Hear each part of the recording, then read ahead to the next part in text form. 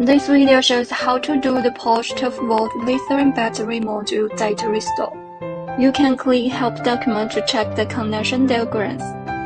Make sure the battery module is supported. Disassemble the battery and remove the PCB board. Check the accessories we need. Install the copper pillars.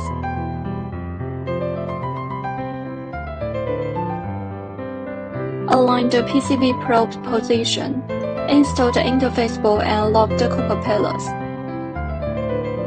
Connect OBP-ICP adapter and the ACDP host.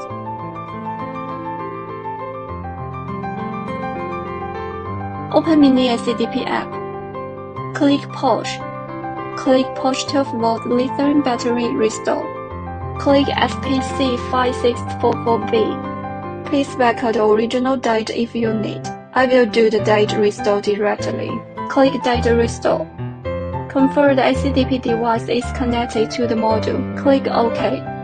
Pin detection pass. If the detection failed, please check and clean the test points, then retest.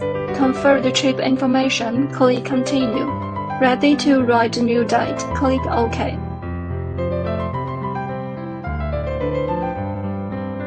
Module data restore success. Thanks for watching.